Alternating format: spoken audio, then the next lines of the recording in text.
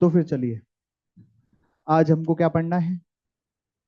Gravitational potential energy and gravitational potential. Gravitational potential energy and gravitational potential, इस heading से बहुत important बात सीखनी है जो शायद मैं कल बता के गया था। क्या? दोनों अलग अलग होते हैं। ग्रेविटेशनल पोटेंशियल एनर्जी अलग चीज है,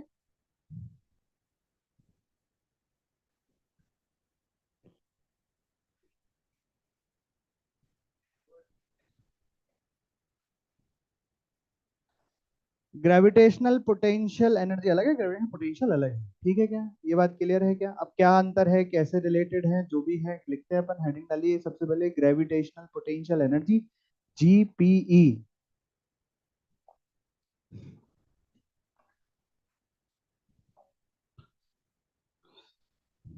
और उसमें लिखिए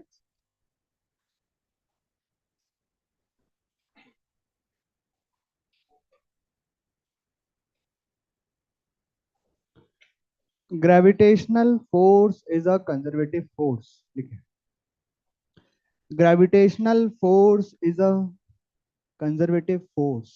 भाई साहब, comma, so we can define corresponding potential energy. So we can define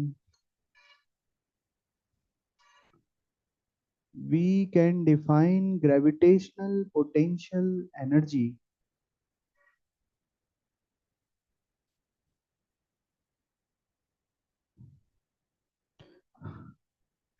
ये क्या कहना चाह रहे हैं? ग्रेविटेशनल पोटेंशियल एनर्जी किन के लिए डिफाइन होती है? कंजर्वेटिव फोर्सेस के लिए। और gravitational force is a conservative force. वही जो पुरानी बातें हैं, बदल थोड़ी जाएंगी। बेसिक डेफिनेशन जो होती है, बेसिक डेफिनेशन या डेफिनेशन जो होती है किसी चीज की, वो तो वही रहती है, फॉर्मूले बदलते हैं, है ना? तो वही है चीज। याद करो, क्या पढ़ा करते थे हम कि अकेली पोटेंशियल एनर्जी या potential energy of a point तो डिफाइन ही नहीं है, चेंज इन पोटेंशियल एनर्जी ही डिफाइन। और delta U, change in potential energy, कैसे डिफाइन है? Minus of work done by conservative force. और अभी हम ग्रेविटेशनल पोटेंशियल एनर्जी पढ़ रहे हैं, तो कंजर्वेटिव फोर्स कौन सा हो जाएगा? ग्रेविटी या ग्रेविटेशनल फोर्स। डेल्टा यू का मतलब होता है you final minus U initial, minus work done होता है इंटीग्रेशन ऑफ एफ वेक्टर, कौन सा? Gravitational force dot D x vector या डी आर वेक्टर। तो ये आपका हो जाएगा बेसिक। जो वहां पे भी यही था, यहाँ पे भी ये, बस अंतर क्या होगा समझना ध्यान से। वहां पे आपका ग्रेविटेशनल फोर्स हुआ करता था कांस्टेंट, और हुआ करता था एम इंटू जी, याद है? तो एम जी आता था बाहर, integration of D X delta X, तो हाइट बन जाता था, तो M G H center of mass आपका फॉर्मूला बन जाता था। लेकिन अब आपको एफ जी की जगह क्या लिखना है? G M one M two upon X square R square, जो भी है, मतलब दो पार्टिकल के बीच की लाइन। मतलब कुल मिला के फॉर्मूला अलग अलग रहता है। रिंग आ गई तो अलग हो जाएगा, डिस्क आ गई तो अलग हो जाएगा, पॉइंट चार्ज के लिए अलग हो जाएगा। अरे हाँ कि ना? अलग हो जाएगा तो फिर ये जो भी इंटीग्रेट होगी चीज बनेगी, वैल्यू बनेगी, वो भी अलग अलग होगी। अरे हाँ कि ना? जैसे आपसे बोला जाए कि ये दो पार्टिकल हैं, M one M two mass के, और इनकी पोटेंशियल एनर्जी निकालो। है, अगर चार्ज मास इसको कहाँ से लेके आया है? अनंत से लेके आया, लाया गया है। अनंत पे थे पहले, दोनों इंफिनिटी पे थे, वहां से लेके एम वन को लाए हैं, एम टू को लाए हैं, और एक सिस्टम बनाया है। तो बताओ इस सिस्टम की पोटेंशियल एनर्जी क्या होगी? तो आप किसका यूज करेंगे? दोनों के बीच में लगने वाला फोर्स क्या होगा? G M one M two upon X square dot D X, और यूज करेंगे, और जो भी आएगा आएगा। क्या आएगा बताएंगे अभी आपको, है ना? बाकी जो यूनिट है, यूनिट ऑफ पोटेंशियल एनर्जी, वो तो वही रहेगी। क्या रहेगी? जूल ही रहेगी, और क्या रहेगी? अरे हाँ ना? स्केलर क्वांटिटी होती है, वेक्टर क्वांटिटी होती है स्केलर का। और ये हमेशा पॉजिटिव होती है कि हमेशा नेगेटिव होती है? हाँ, ये पॉजिटिव नेगेटिव जीरो कुछ भी हो सकती है ना? अरे हाँ कि ना? बाउंडेड सिस्टम के लिए, बाउंडेड सिस्टम मतलब दो चीजों को अगर छोड़ दो और वो पास आना चाह रहे हैं, तो दो चीजों को छोड़ दो और पास आएंगे, दूर नहीं जा रहे, पास आ रहे हैं, ऐसे सिस्टम के लिए पोटेंशियल एनर्जी नेगेटिव आती है। ऐसे सिस्टम के लिए पोटेंशियल एनर्जी नेगेटिव आती है। जीरो या पॉजिटिव का मतलब है दोनों दूसरे से, मतलब अब कोई इनमें बाउंडेशन नहीं बचा है। कैसे बता रहे हैं इसको, मैं इसको उस उसमें बोल रहा हूँ जब हमने रेफरेंस को इन्फिनिटी माना हुआ है। मैं इसको आपको डायरेक्टली समझा देता हूँ आपको बोर मॉडल से। बोर मॉडल में आपने पोटेंशियल एनर्जी पढ़ी है, इलेक्ट्रॉन की पोटेंशियल एनर्जी जब वो न्यूक्लियस के चारों तरफ चक्कर काट रहा होता है। पढ़ी है? काइनेटिक एनर्जी पढ़ी है कि नहीं पढ़ी? पढ़ी है काइनेटिक एनर्जी, है ना, half M B square V निकाला था लिख के। फिर पड़ी होगी पोटेंशियल एनर्जी, और फिर दोनों का समेशन किया होगा, तो आई होगी टोटल एनर्जी, और टोटल एनर्जी का फॉर्मूला आया होगा -13.6 Z² अपॉन N²। आया था। तो कोई मुझे बताएगा कि पोटेंशियल एनर्जी कैसे लिखी थी, या सर ने कैसे बताई? बताओ बताओ बताओ बताओ। पोटेंशियल एनर्जी का सर ने कुछ तो डेरिवेशन, डेरिवेशन मत बोलो, फॉर्मूला बोलो, कुछ ही बोलो, बताया तो होगा, तभी तो जोड़ा होगा उसको काइनेटिक एनर्जी के साथ, और फिर टोटल एनर्जी निकाली होगी। बोलो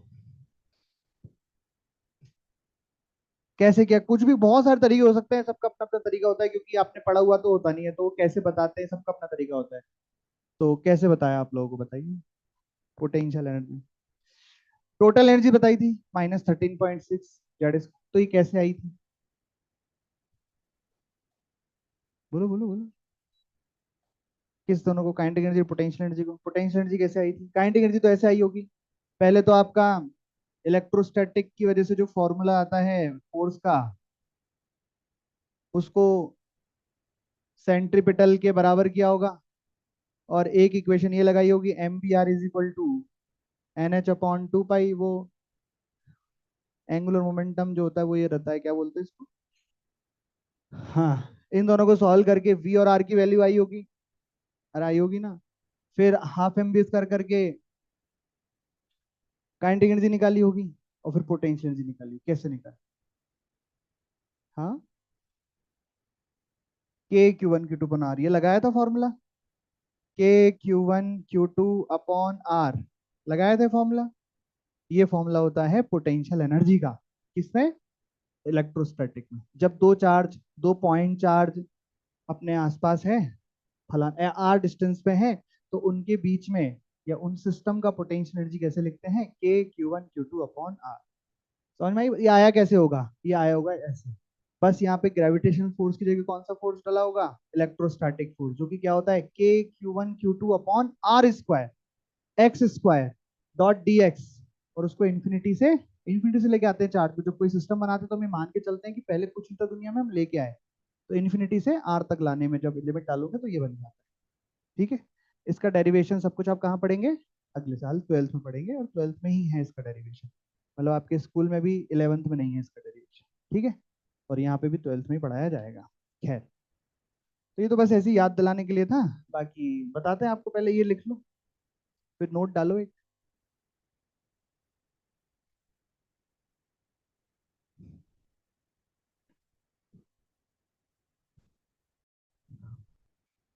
नोट में लिखिए, gravitational potential energy for 2 point mass, gravitational potential energy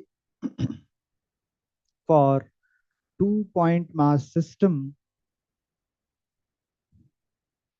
separated by a distance, separated by a distance x, separated by a distance x will be, और will be के बाद ब्रैकेट में लिख लीजिए, assume potential energy is zero, potential energy is zero when both masses are at infinite distance, when both masses are at infinite distance। ठीक है, अब थोड़ा समझ लो, बाकी फिर हम लिख लेंगे, और बस खत्म, इतना सही है। तो बात ये चल रही है कि ये दो पॉइंट पास हैं, M1 M2, और इनके बीच की डिस्टेंस क्या है? x। ये सिस्टम बना, तो बताइए इसकी सिस्टम की पोटेंशियल एनर्जी क्या होगी? तो हम पोटेंशियल एनर्जी को समझते हैं ना, सुनना ध्यान से। अभी तक तो हम ये बोलते थे कि मान लो एक डस्टर है, डस्टर ग्राउंड पे पड़ा हुआ है, ग्राउंड से एच हाइट ऊपर लेके आए तो इसकी पोटेंशियल एनर्जी कितनी बढ़ गई, mgh बढ़ गई, है ना। ये तो हो गया इस ग्राउंड से ऊपर एच हाइट उठाने में। मैं बात कर रहा हूँ कि डस्टर भी तो बनाया होगा किसी ने, डस्टर के आप चूरे चूरे कर दो, क्या हमें कहीं खोदने पे डस्टर मिल गया था क्या, कि कहीं गड़ा हुआ था कहीं किसी जमाने में और ऐसा तो। इसके पॉइंट पॉइंट पार्टिकल पता नहीं दुनिया के किस किस कोने से आए होंगे, मिले होंगे और जुड़ के किसी ने इस डस्टर को बनाया होगा, ठीक है क्या, वो वाली बात कर रहे हैं। तो इस डस्टर को बनाने में जितनी एनर्जी लगी होगी, जितना वर्क डन किया गया होगा, किसी ने भी किया होगा, वो वर्क डन इसकी पोटेंशियल एनर्जी है। जैसे अभी मान लो इस दुनिया में कोई भी नहीं है, एकदम खाली है, फिर भगवान ने देखा M1 उठाया, इन्फिनिटी पड़ा हुआ था, M1 को लाके यहाँ रख दिया, ठीक है। जब M1 को लेके आए, एम अकेले M1 को लेके आए अभी, और कोई है ही नहीं दुनिया में, कोई भी नहीं है, बस M1 को इन्फिनिटी से लेके आए, तो बताओ भगवान को कितना काम करना पड़ा। तो बोले भगवान को काम ही नहीं करना पड़ा। बोले क्यों नहीं करना पड़ा, देखना ध्यान से सुनना। देखो, डेल्टा यू बराबर minus of work done bye gravitation है, सुनना ध्यान से। तो डेल्टा यू, अच्छा वर्क डन किसका, ग्रेविटेशन का। ग्रेविटेशनल फोर्स होने के लिए मिनिमम दो मास होना जरूरी है। अब जब अकेला मास लेके आ रहे हैं भगवान है, तो उस पर कोई ग्रेविटेशनल फोर्स ही नहीं लगा रहा, तो ग्रेविटेशनल फोर्स का वर्क डन कहां से आएगा, समझ में आ रही बात। तो पहले मास को लाने में तो कोई भी वर्क डन नहीं करना पड़ा, पहले मास को जब लेके आए तो कोई पोटेंशियल एनर्जी में इंक्रीमेंट हुआ ना डिक्रीमेंट हुआ, पोटेंशियल एनर्जी में चेंज ही नहीं हुआ। जब एक मास को लेके आए, पहले मास को लेके आए, ठीक है भाई, पहले मास को लाके रख दिया। अब दूसरे मास को लेके आए, जब दूसरे मास को लेके आ रहे हैं, कहां से लेके आ रहे हैं, अनंत से लेके आ रहे हैं, तो ये भाई साहब उसमें फोर्स लगा रहे हैं, फोर्स लग रहा है तो वर्क डन हो रहा है, वर्क डन हो रहा है तो पोटेंशियल एनर्जी में चेंज आ रहा है, और यहां लाके उसको रख दिया, ठीक है। तो फिर पोटेंशियल एनर्जी में चेंज आया, और पोटेंशियल एनर्जी में जो भी चेंज आया वो क्या था, work done by the external force, मतलब भगवान ने जो काम किया, और वही वर्क डन इसमें स्टोर हो जाएगा सिस्टम में, और वो क्या बन जाएगी, इसकी पोटेंशियल एनर्जी। तो देखो है क्या, पहले दोनों अनंत पे थे, हम लिखना चाह रहे हैं you final minus U initial, ठीक है क्या, हम लिखना चाह रहे हैं you final minus U initial, जो भी आएगा।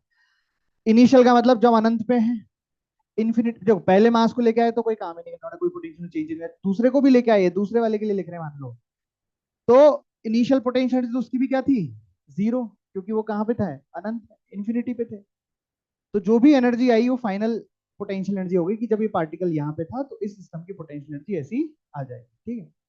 तो ये आपको याद रखना है, और ये आया कैसे है वो मैंने आपको बता दिया। यहाँ पे आपने रखा है GM1m2/x² dx from 0 to x, infinity to x। Initial point क्या है, ये क्या होता है इनिशियल, और ये क्या होता है फाइनल। इनिशियल क्या है इन्फिनिटी, और फाइनली क्या है x। इंटीग्रेट करके ये आ गया है, और क्या आया है वो मैं लिख रहा हूँ। तो दो पार्टिकल के लिए सिस्टम की पोटेंशियल एनर्जी होगी -G m1m2/x। ये वही फॉर्मूला है जो भी आपने मेरे को बताया था, KQ1Q2/R, बस अंतर कितना है, यहाँ पे हमने माइनस लगा दिया है। बताओ माइनस क्यों लगा दिया है, क्योंकि ये दोनों जो फोर्स होता है दो मास के बीच में, अट्रैक्शन का ही होता है। अट्रैक्शन वाले फोर्स के लिए पोटेंशियल नेगेटिव ही है। अच्छा बोले सर चार्ज में भी ऐसा हो जाएगा, हाँ। जब आपने Q1Q2/R लिखा था ना, यहाँ पे चार्ज आपको कैसे डालने हैं, विद साइन डालने हैं।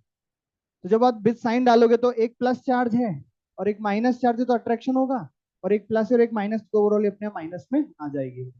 पर यहाँ पे मास का कोई साइन नहीं होता, मास तो पॉजिटिव ही होते हैं, लेकिन फोर्स तो अट्रैक्शन है, इसलिए हमें एक माइनस ऐसे लगाना पड़ेगा, ये तो याद रखने के हिसाब से। बाकी जब आप इंटीग्रेट करोगे उस फंक्शन को तो एक माइनस अपने आप आ भी जाएगा फॉर्मूला, ऐसा, ठीक है। पर मैंने याद करने के लिए बता दिया, हम फॉर्मूला याद कर लेते पर ये माइनस गलती से रह जाता है, फिर सब गड़बड़ हो जाती है। तो ये किसका फॉर्मूला है, ये है फॉर्मूला जो आपको लिखा है, potential energy of two point mass system separated by distance x। और पोटेंशियल एनर्जी का मतलब क्या है, इस सिस्टम को बनाने में जितना भी वर्क डन करना पड़ा, किसको वर्क डन करना पड़ा, एक्सटर्नल फोर्स को।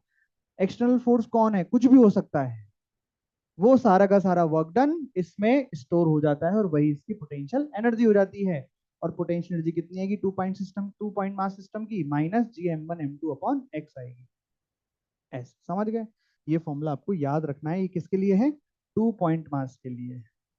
ठीक है, बताओ आ गई बात समझ में? और एक और बात लिखनी है बस, तो इसको नोट कर लो और नेक्स्ट लाइन में एक छोटी सी बात लिख लो।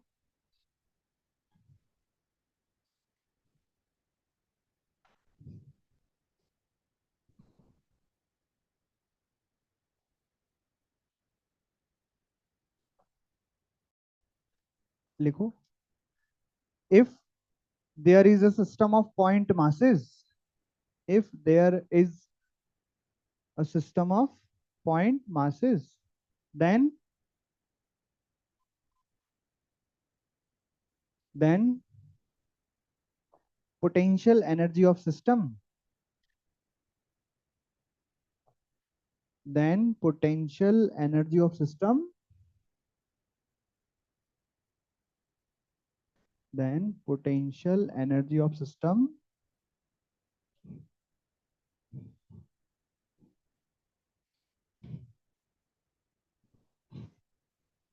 then potential energy of system is summation of,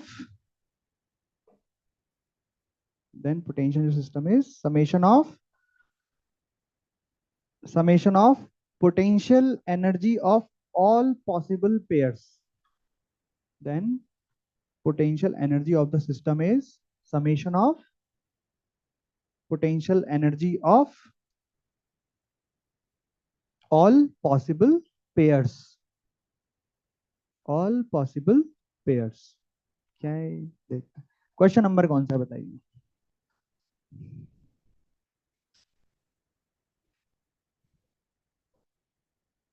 तो इस नोट में क्या लिखा है, लास्ट लाइन में क्या लिखा है कि मान लो एक सिस्टम में दो से ज्यादा दो से ज्यादा पॉइंट मासेस हैं। क्या है? दो से ज्यादा पॉइंट मासेस हैं।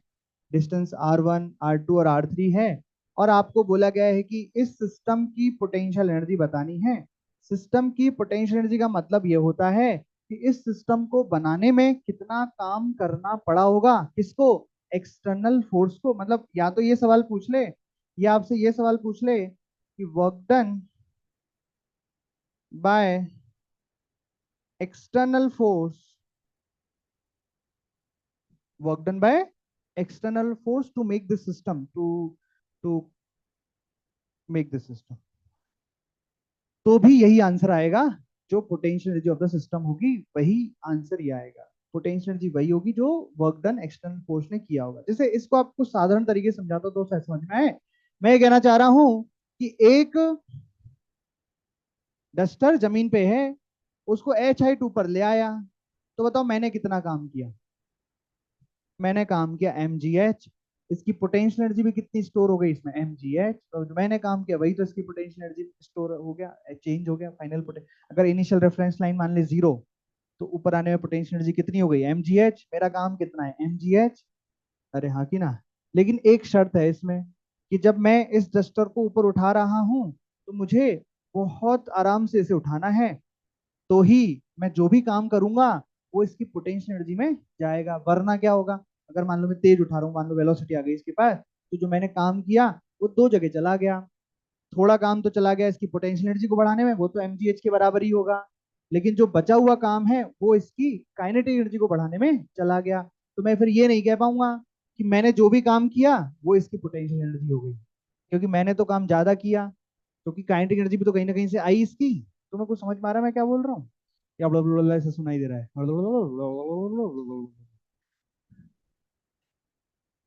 समझ में आ रही है बात?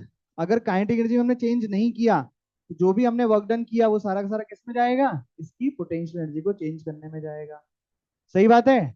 तो अगर ये आपसे पूछ रहा है कि work done by the external force, तो आप इसको इसके बराबर तभी कर सकते हो जब एक ऐसा टर्म दिया गया हो कि ये जो प्रोसेस है वो बहुत स्लोली परफॉर्म की गई है, या डेल्टा के ई बराबर 0 रहे, तो ही हम ऐसा कह सकते हैं कि ये और ये इसका आंसर सेम आएंगे।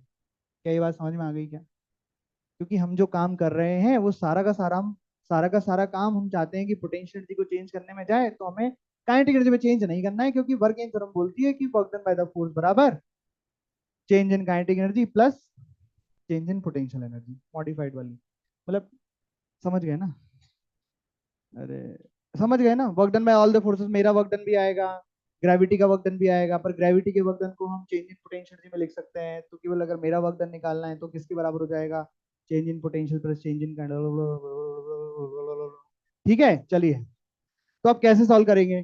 तो क्या लिखा है था आपको, लास्ट लाइन, एकदम लास्ट लाइन देखो कि अगर बहुत सारे सिस्टम, बहुत सारे पॉइंट मासेस हैं, तो आपको जितने भी पेयर बन सकते हैं उन सबकी पोटेंशियल एनर्जी लिखनी है और ऐड कर देना है। तो बताइए, तीन मास मिला के कितने पेयर बन सकते हैं?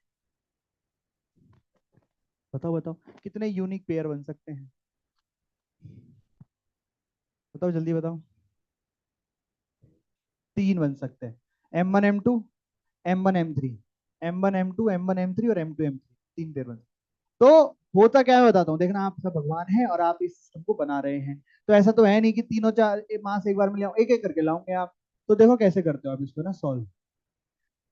सबसे पहले कहीं इनफाइनाइट से अपने ढूंढा और M1 को निकाला और लेके यहाँ रखे।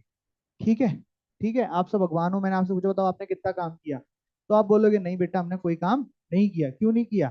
क्योंकि हाँ, कोई दूसरा मास है ही नहीं, ग्रेविटेशन फोर्स लग ही नहीं रहा, तो कोई पोटेंशियल एनर्जी में चेंज नहीं हो, हमने भी कोई काम नहीं किया और बहुत स्लो प्रोसेस थी। तो मेरा जो भी काम है सिर्फ पोटेंशियल एनर्जी को चेंज करने में ही जाना था, काइनेटिक एनर्जी तो बढ़ा रही नहीं थे, पोटेंशियल एनर्जी में चेंज हुआ ही नहीं, क्योंकि दूसरा मास था ही नहीं। ठीक है, अब आप दूसरा मास ढूंढा M2 और लेके आए और यहाँ रख दिया। बोले सर ऐसी सीक्वेंस में लाना जरूरी है कि M1 फिर M2 फिर अबे कैसे भी लिया हो, आंसर फिर भी सेम ही आने वाला है ना? पर अब वो नाम रख दिया तो उसी सीक्वेंस में ले आया। कितने डिस्टेंस पर लाके रख दिया आपने? R1 पे। तो जब इसको लेके आए ना, तो आपको काम करना पड़ा, और वो काम कितना करना पड़ा, इस सिस्टम की पोटेंशियल एनर्जी के बराबर, अभी जो हो गई सिस्टम की पोटेंशियल एनर्जी कितनी, -GM1 M2/R1, ये इतना काम आपको करना पड़ा इसको वहां से यहां तक लाने में। अब जब आप तीसरा मास लेके आ रहे हो M3, तो आपको कितना काम करना पड़ा, मान लो U3 करना पड़ा। वो U3 किसके बराबर होगा, इसकी अब पोटेंशियल एनर्जी जो हो जाएगी, तो इसकी इसके साथ और इसकी इसके साथ, तो इसकी इसके साथ क्या बन जाएगी, -GM1 M3 इस डिस्टेंस को माना मैंने R3, और इसकी इसके साथ -GM2 M3/R2। ठीक है क्या? तो भगवान को टोटल काम कितना करना पड़ा, तो potential energy of the system total कितनी हो जाएगी, U1 + U2। और भगवान की दया है कि ये कैसी क्वांटिटी है, स्केलर, तो वेक्टर वेक्टर का लफड़ा नहीं, सीधे जोड़ देनी है। तो आपको जोड़ देनी है 0 -GM1 M2/R1 प्लस माइनस, और माइनस अंदर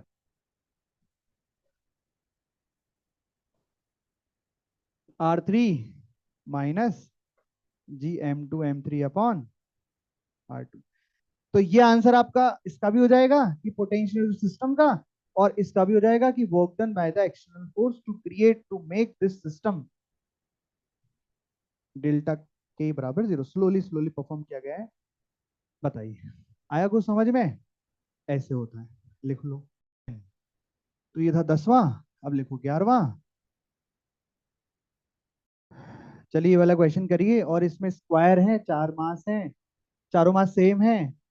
potential energy of the system, या यूं कह लो सिस्टम को बनाने में कितना काम करना पड़ा होगा वो निकालना है आपको, करिए फाइंड। क्या है आंसर? तो आपने इसको कैसे किया, सबसे पहले बताओ बताओ इसमें कितने पेयर बनेंगे, कितने यूनिक पेयर बनेंगे? आपको इसको निकालने में बहुत दिक्कत आ रही है ना, पेयर नहीं समझ पड़ रहा ना आपको, तो आप ऐसे कर लो, देखो एक तरीका है अपने पास, बहुत बहुत बढ़िया तरीका है, और इसमें आप एक भी पेयर मिस नहीं करोगे, ठीक है? और आप डायरेक्ट आंसर लिखोगे उसमें। तो आपको क्या करना है, आपको कोई भी एक पॉइंट मास को पकड़ना है, और उससे जितने पेयर बन सकते बना देने हैं, फिर उसको निकाल के बाहर फेंक देना है। फिर दूसरा पकड़ना है, और उससे जितने पेयर बन सकते हैं वो बनाने हैं। समझ में आ रही है क्या बात? चलो एक एक करते हैं, पहले हमने ये मास पकड़ा, इससे एक पेयर तो ये बन सकता है जो ए डिस्टेंस पर है, तो इन दोनों के बीच क्या रहेगी, -GM2/A। सही है क्या? एक ये वाला बन सकता है, तो इससे आ जाएगी -GM2/A। और एक ये बन सकता है, ये कितनी आ जाएगी, जी एम स्क्वायर अपॉन √2 है। ये हो गए एक से प्लस। अब इस मास को निकाल के बाहर फेंक दो। अब इसको ले लो। इससे एक पेयर बन सकता है और दो पेयर बन सकते हैं, दो बन सकते हैं मतलब। एक तो इसके साथ कितना बन जाएगा, minus G M square upon a, और उससे बन जाएगा minus G M square upon √2 है। प्लस इसको भी निकाल के बाहर फेंक दो। एक बचा, इसके साथ बन जाएगा एक पेयर। और फिर इसको भी फिर फेंक दो, ये अकेला कुछ करेगा नहीं, तो एक और बनेगा। तो टोटल कितने बन गए, 6 minus G M square upon a. तो फाइनल आंसर देखो, एम स्क्वायर ए वाले तो 4 आ गए होंगे, -4, और √2 वाले 2 आ गए होंगे, है ना। 2 GM² अपॉन √2 है। इस तरीके से आंसर ये आ गया, बस सिंपल। समझ गए क्या कि नहीं समझे? बाकी अगर आप जब पीएनसी पढ़ लोगे तो आपको पेयर बनाने का डायरेक्ट तरीका पता लग जाएगा। डायरेक्ट ये होता है 4C2। ये एक ऑपरेटर टाइप का है। इसको सॉल्व करते हैं। 4 का मतलब 4 मासेस है, C2 मतलब दो दो के पेयर बनाने हैं। तीन तीन के पेयर बनाते तो 4C3 ऐसे। तो दो दो के, इसको सॉल्व कर लो। इसको सॉल्व कैसे करते हैं, ऊपर जो लिखा है फैक्टोरियल 4 डिवाइड बाय 4 - 2, तो 2 4 और अकेला 2। इसको सॉल्व कर लो तो 4 फैक्टोरियल, फैक्टोरियल 4 का मतलब है 4 × 3 × 2 × 1। फैक्टोरियल 2 का मतलब है 2 × 1 2 × 1। इसको सॉल्व करेंगे तो 6 आ जाएगा। तो ऐसे आप नंबर ऑफ पेयर्स बता सकते हो। इतनी हाईफाई गणित की कोई जरूरत है नहीं वैसे, पर आप चाहो तो लगा सकते हो। एक सवाल और करोगे आप, ये सवाल आपके लिए होमवर्क होगा, जो आपको घर पे ही करना है। क्लास में नहीं करना है, इसको घर पे ही करना है, ये होमवर्क ही है ये, है ना। इसमें मान लो कि आप, एक क्यूब है और इस क्यूब के, एक क्यूब में कितने कोने होते हैं, 12 16 18? अरे सर देखो ना, 4 ऊपर 4 नीचे, 4 इधर, 4 उधर, 4 उधर, 4 उधर, 24 कोने। क्यों, कितने कोने होते हैं, 8 कोने होते हैं। तो 8 कोनों पे कितने मास आएंगे, 8 मास आएंगे। क्यूब है ये और साइड ए है इसकी। तो इसकी बतानी है आपको potential energy of the system. तो सबसे पहले बताओ इसमें पेयर कितने बनेंगे, पेयर कितने बनेंगे इसमें, नंबर ऑफ पेयर्स। तो आप इसको इससे सॉल्व करोगे तो जल्दी हो जाएगा। 8C2 फैक्टोरियल 8 डिवाइड बाय 8 में से 2 गए तो 6 फैक्टोरियल 6 फैक्टोरियल 2 को सॉल्व करेंगे ना, तो आपका आ जाएगा इतने पेयर। फिर उतनी टर्म्स आपको लिखनी पड़ेंगी। हर किसी की डिस्टेंस अलग अलग होगी, तो आपको थोड़ा सोच समझ के इसको करना पड़ेगा। ठीक है, चलिए हेडिंग डालिए, ग्रेविटेशनल पोटेंशियल। ये तो हो गई बातें पोटेंशियल एनर्जी की। अब हम बातें करेंगे ग्रेविटेशनल पोटेंशियल की। ये क्वेश्चन लिख लीजिए।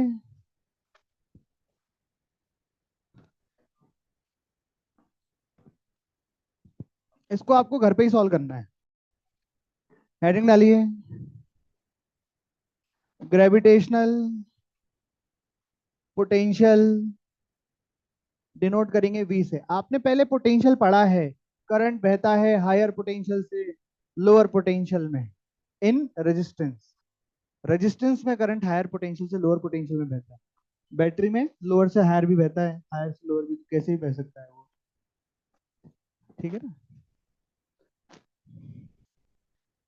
पढ़ा है नहीं, हायर पोटेंशियल से लोअर। वही है ये, वही वाला पोटेंशियल है, पर ये पोटेंशियल किसकी वजह से है, ग्रेविटेशनल पोटेंशियल है ये।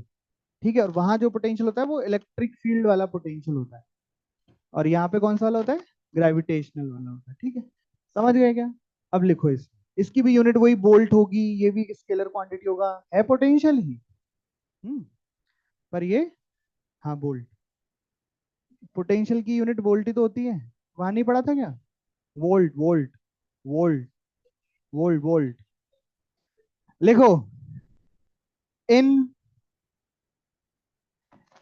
Any gravitational field, in any gravitational field, comma, gravitational potential at any point is,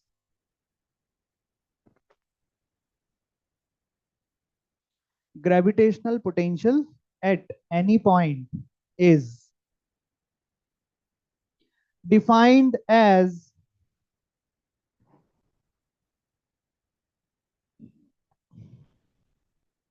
work done by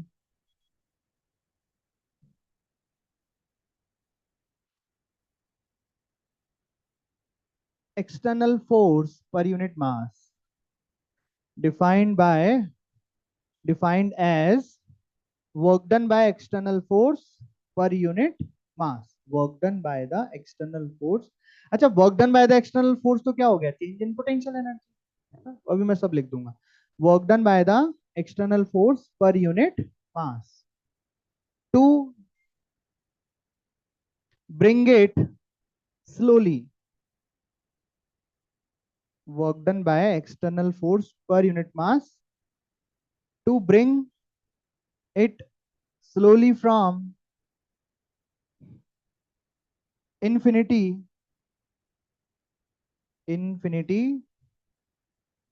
to that point, infinity to that point,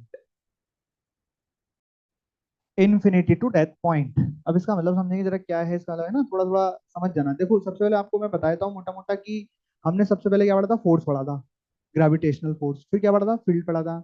field क्या था, फोर्स पर यूनिट मास, मतलब force upon M not, याद है ना। वैसे same ये है, पहले क्या पढ़ा अपन ने, पोटेंशियल एनर्जी। फिर क्या पढ़ रहे हैं, पोटेंशियल।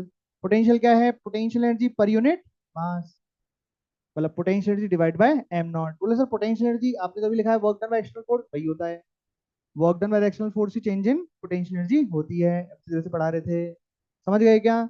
और समझ लो इसको, इधर देखो कि मान लो एक मास है एम, यहाँ पे रखा है, ये अपना सोर्स मास है।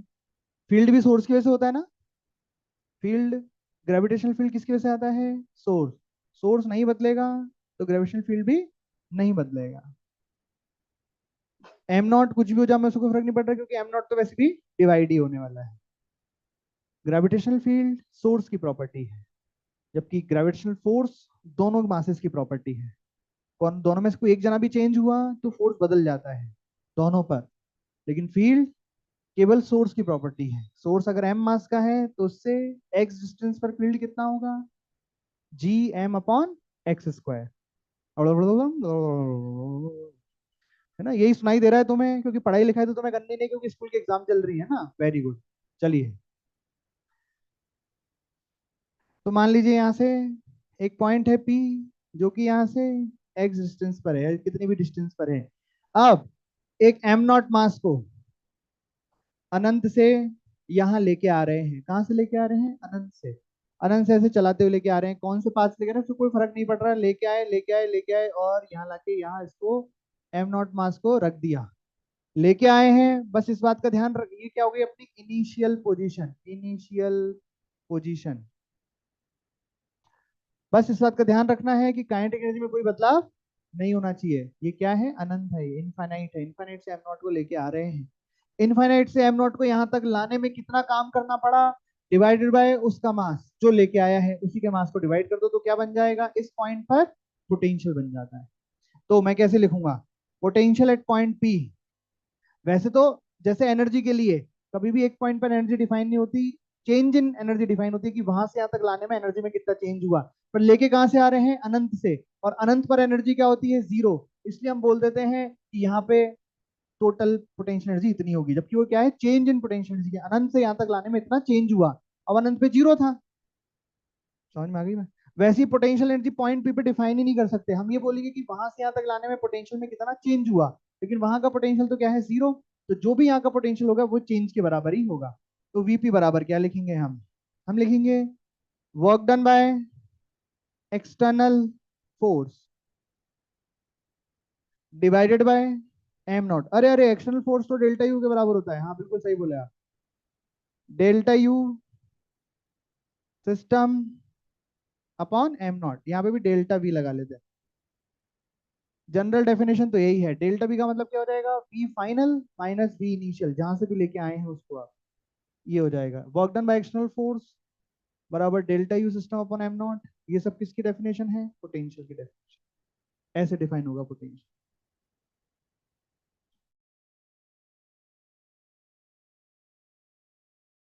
तो ऐसा कहा गया है कि एक अननोन मास है, अननोन सोर्स है, उसकी शेप भी नहीं पता, ये भी नहीं कह सकते कि पॉइंट मास है, हमें उसका मास भी नहीं पता क्या है। एक अननोन सोर्स है, उसकी वजह से कोई पॉइंट पी है, हमें उसकी डिस्टेंस भी नहीं पता क्या है, हमें डिस्टेंस भी नहीं पता क्या है, पर हमें बताया गया है कि इस पॉइंट पी पर जो ग्रेविटेशनल फील्ड है वो कितना है, 10 मीटर पर सेकेंड स्क्वायर। और इस पॉइंट का जो पोटेंशियल वो कितना, -20 जूल पर केजी। आपको बताना है कि अगर हमने यहाँ पे एक मास रख दिया 5 केजी का, तो इस पर लगने वाला ग्रेविटेशन फोर्स क्या होगा, और वो जो सिस्टम बना है, ये सिस्टम जो बन गया है दो मास का, ये सिस्टम बन गया ना एक, इसकी पोटेंशियल एनर्जी क्या होगी। तो भाई मास है तो करेगा तो अट्रैक्शन ही। और ये जो फोर्स है, मैं इसको लिख सकता हूँ, इसका मास जैसे एम नॉट मान लो, तो क्या होता है, फॉर्मूला याद है ना, m0 × eg। अबे eg बराबर F/m0, तो F बराबर m0 × eg। एम नॉट कितना है, 5 × 10, तो ये तो आ गया 50 न्यूटन। इस पर फोर्स कितना लगेगा, 50 न्यूटन। और इस सिस्टम की पोटेंशियल एनर्जी कितनी हो जाएगी, तो ये भी हमें पता है कि यू सिस्टम बराबर m0 × Vp, क्योंकि Vp बराबर क्या है, यू सिस्टम। अभी तो लिखा है था, अभी 1 सेकंड पहले, 10 मिनट पहले, 2 मिनट पहले, कभी तो लिखाया था। बस m0 कितना है, 5 - 20 -100 जूल। ये इसकी सिस्टम की पोटेंशियल एनर्जी आ रही है, छाप लो।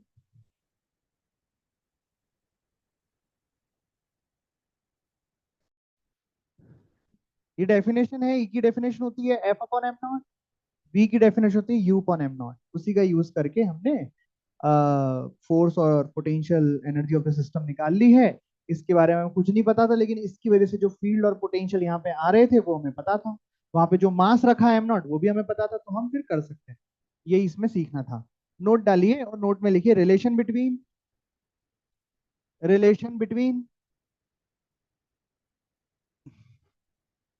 नोट डालिए और लिखिए रिलेशन बिटवीन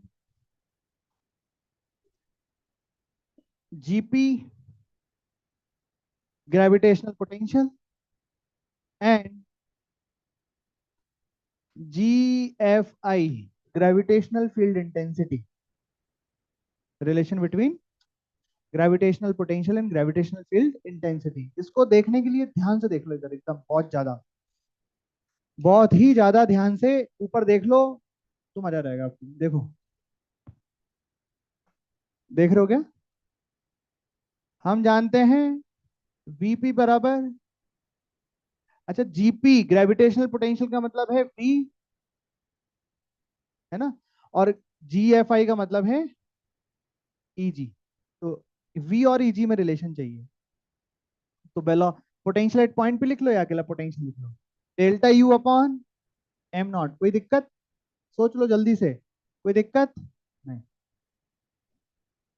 डेल्टा यू को minus of work done by gravitational force लिख सकते हैं, कोई दिक्कत, जल्दी सोचो, जल्दी जल्दी सोचते जाओ। वर्क डन को इंटीग्रेशन ऑफ,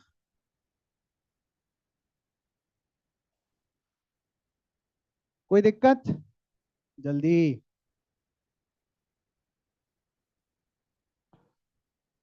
फोर्स को मैं अभी अभी जो मैंने यूज किया वो लिख रहा हूं, फोर्स को मैं लिख रहा हूं m0 × Eg वेक्टर, एफ को लिख रहा हूं m0 × Eg vector dot ds वेक्टर/m0। कोई दिक्कत, फोर्स को लिख दिया मास इंटू Eg, m0 से m0 काट दिया, m0 से m0 जैसे ही काटा ये बन गया -integration Eg vector dot dx। सही है क्या, अगर ढंग से देखा जाए ना तो डेल्टा वी ही होता है, डेल्टा वी बराबर ΔU/m0। वो अपन लिखते हैं ऐसा है v, बाकी उसका मतलब क्या होता है, basically v final minus v initial. दो पॉइंट के बीच में ये जो अपने ग्रेविटेशनल पोटेंशियल लिखा है ना, बेसिकली क्या है, आपको एक बात बता दूं, आपकी आंखें खुल जाएंगी, आप सोचेंगे यार ये आप पढ़ते थे v बराबर आई आर, या v का मतलब क्या है, चेंज इन पोटेंशियल, ये पोटेंशियल डिफरेंस होता है, याद करो। ये दो रेजिस्टेंस के कोने पे जो आप लिखते हो V higher minus V lower होता है, ये आप लिखते वी हो इसको, पर असली में होता है potential difference is equal to I R. वो ऐसा ही है। नहीं, अगले साल पढ़ना है ना। चलो, V final minus V initial बराबर इनिशियल से फाइनल तक क्या कर दोगे, इंटीग्रेशन, तो ये रिलेशन आ जाएगा आपका पोटेंशियल एंड ईजी के बीच में। कुछ समझ में आया? अच्छा, ये दो पॉइंट कोई से भी हो सकते हैं, हमने अभी अभी जो किया इन्फिनिटी से लेके आए, उस केस में वी इनिशियल अपना जीरो हो जाएगा। बाकी आप किसी भी दो पॉइंट के लिए आप इक्वेशन को यूज कर सकते हैं, और अब बना ही रहे तो साथ के साथ दोनों तरफ एम नॉट का मल्टीप्लाई कर दो। M naught V final minus M naught V initial बराबर M naught into E. G ध्यान से, M naught into E G F बन जाएगा, M naught V final U final हो जाएगा, और M naught V initial U initial हो जाएगा, तो ये बन जाएगा U final minus U initial बराबर integration of F G D X. और ये किसकी किसकी में रिलेशन बन जाएगा, gravitational potential energy and gravitational force के बीच में रिलेशन। ये तो अभी पढ़ा भी था, ये तो भी लिखा ही था कॉपी में थोड़ी देर पहले, जब पोटेंशियल एनर्जी की हेडिंग डाली थी, बस दोनों साथ में लिखा दिया ऐसा करके। छापो जल्दी से, और पूछो क्या डाउट है। यूज कहाँ आएगा, कहीं भी करवा लेंगे, यूज में क्या है। जब आपको कभी ऐसा बोल दिया जाए कि फील्ड है, फलाना ढिमकाना फील्ड है, कुछ फील्ड दे रखा है कि एक सोर्स की वजह से फील्ड इतना है, तो बताइए ए पॉइंट ए और पॉइंट बी के बीच का पोटेंशियल डिफरेंस क्या होगा। तो क्या दे रखा है, ई दे रखा है, और पोटेंशियल डिफरेंस पूछा है, तो क्या लगाओगे, ये फॉर्मूला, ये रिलेशन लगाओगे, और क्या लगाओगे, क्या है relation, V final minus V initial बराबर minus integration E dot D X. समझ गए? ठीक है, बहुत बढ़िया। ग्रेविटेशनल, आपको याद है ऐसी एक हेडिंग पहले भी डली थी, gravitational field intensity due to various sources, वैसे ही अब gravitational potential due to various sources. तुम पढ़ते होंगे घर जाके, तुम्हें तो पता ही होगा।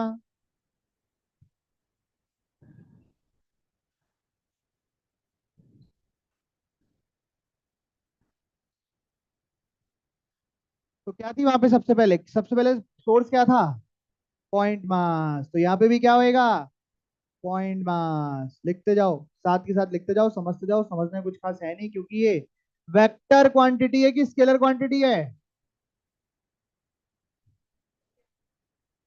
बताओ। कौन मुझे बताएगा कि पॉइंट पी पर पोटेंशियल क्या होगा, बोले मैं बता सकता हूँ, क्या बताइए।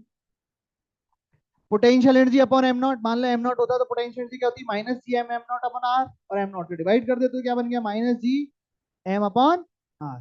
ये बन गया पोटेंशियल का फॉर्मूला, इस मास की वजह से पॉइंट पी पर पोटेंशियल। बताओ डायरेक्शन क्या आएगी पोटेंशियल की, टूवर्ड्स द, अबे स्केलर क्वांटिटी है ये, गंवारो।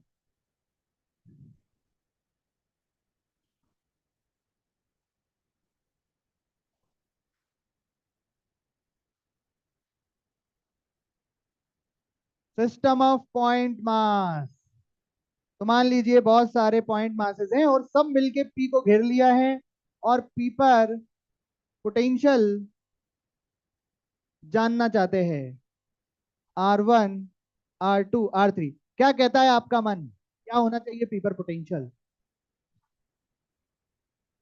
बताइए। बोले सर M1 की वजह से यहाँ पे पोटेंशियल, M2 की वजह से यहाँ पे पोटेंशियल, और M3 की वजह से पोटेंशियल, तो V1 plus V2 plus V3 dash dash जितने भी मासेस होंगे, उन सब का पॉइंट पे पोटेंशियल सब करके वेक्टर समेशन कर देना है, स्केलर समेशन कर देना है, क्योंकि ये वेक्टर क्वांटिटी नहीं है। V1 क्या लिखेंगे, V1 देखो, अगर ये पॉइंट मास है तो पॉइंट मास का फॉर्मूला, और कुछ होता तो कुछ और का फॉर्मूला। अब जैसे पॉइंट मास है तो फॉर्मूला क्या, माइनस जी M1 अपॉन R1, V2 बराबर माइनस जी M2 अपॉन R2, ऐसे जितने भी होंगे। बोले सर जरूरी है पॉइंट में, कोई भी होता, रिंग होती, डिस्क होता, स्फीयर होता, तो उसका फॉर्मूला लिख देते, उसकी वजह से यहाँ पे पोटेंशियल लिख देते, और फिर जोड़ देते। समझ में आ रही है बात? ऐसे। और तीसरा, ring, uniform ring, ring, ring, इसमें दो, एक एट सेंटर, कल पढ़ेंगे।